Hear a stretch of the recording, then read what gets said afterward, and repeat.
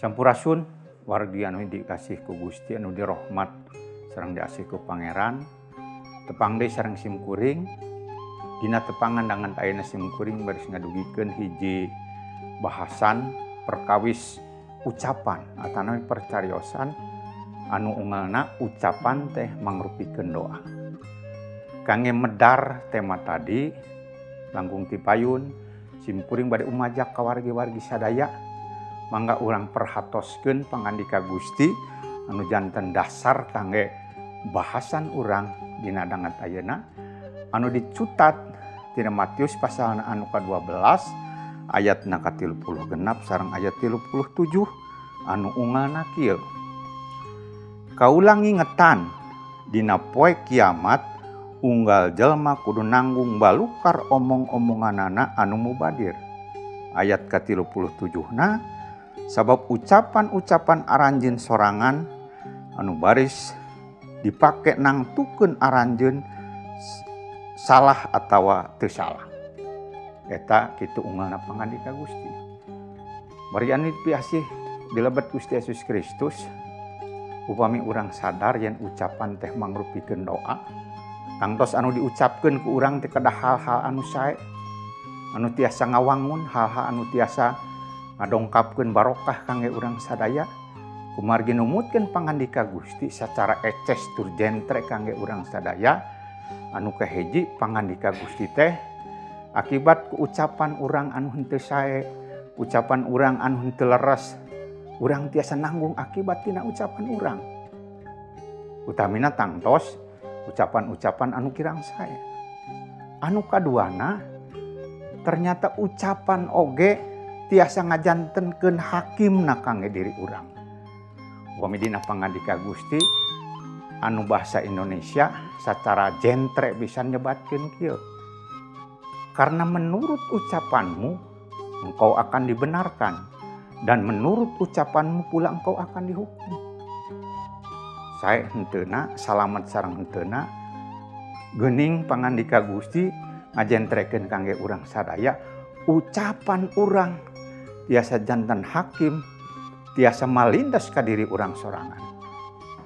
Aya paripaos dina babasan sanes anu nyebatkeun ratu tara ngahukum nu kawasa tara nyiksa anu sok ngahukum jeung nyiksa iwati ucap jeung laku lampah urang sorangan. Eta margina pangandika Gusti layak dilenyepan, pangandika Gusti anu kedah direnungkeun ku urang sadaya jentre pisan.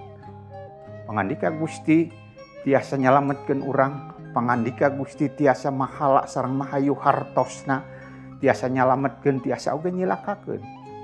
Margina pikasih Gusti sering atanapi seueur jalmi anu henteu sadar kana naon anu diucapkeunana.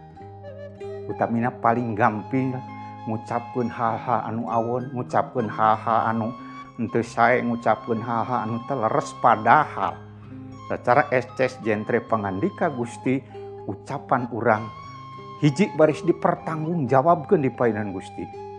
Anu kadua ucapan urang bakal jadi hakim ka diri orang sorangan.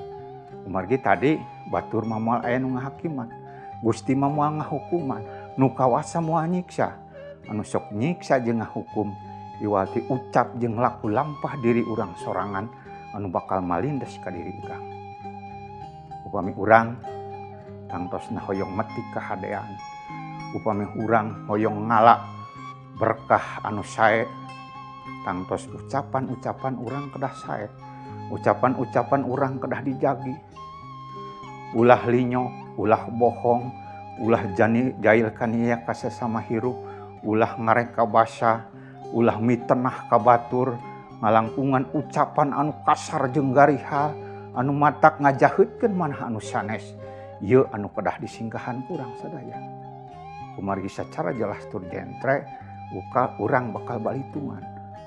Aya paripaos upami sato paeh bilatungan, tapi upami jalmi maot bakal balitungan. Hartosna aya hal anu kedah dipertanggungjawabkeun di paenan Gusti, boh nu saena, boh nu awona. Tadi dawuhan Gusti jentre pisan, menurut ucapanmu engkau akan dibenarkan dan menurut ucapanmu pula engkau akan dihukum. Jalmi tiko sewat tina bibir ieu susah pisan landongna, tapi tiko sewat tina gawir tangtos gampil di landonganana.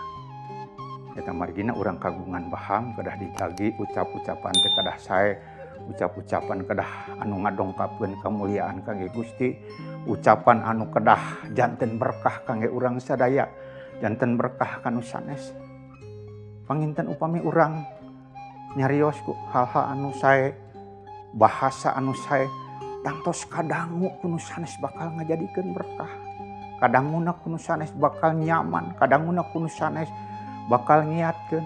Tapi cobi upami urang ngadangu ucapan-ucapan anu awon, anu kasar, anu garihal, anu mantak nganyerikeun hate batur, eta sanes ngawangun tapi bakal ngaruntuhkeun mental saurang jalmi, bakal ngareksa kahirupan jalmi.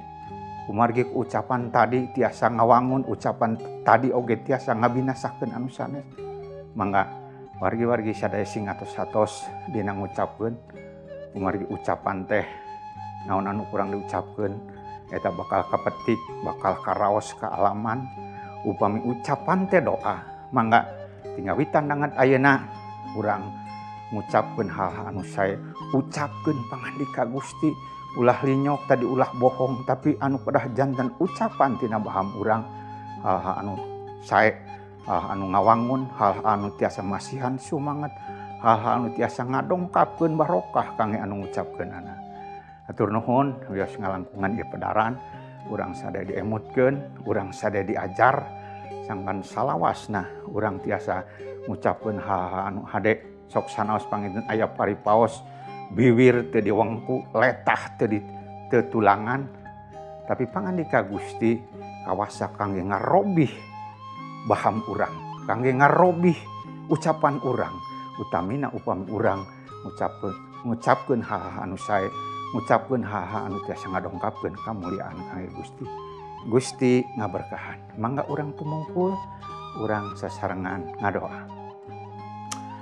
Ka Gustian Masuci Allah nu makawasa, lebat nami Gusti Yesus, abdi ngucap syukur, abdi ngaturkeun nuhun ku pangandika Gusti, abdi diemutkeun, abdi digeingkeun seueur jalmi anu teu sadar kana ucapan, kana bahamna anu ngucapkeun hal-hal anu sae, hal-hal anu awon, anu matak ngarugalkeun, anu matak ngaraheutkeun mana anu sanes.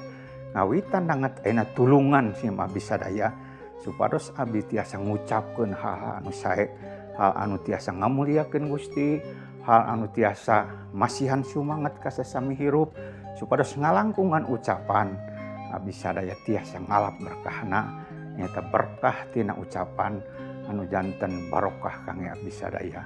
Dilebat asmaning Gusti Yesus, sim abdi parantos ngadoa sareng ngucap syukur. Amin.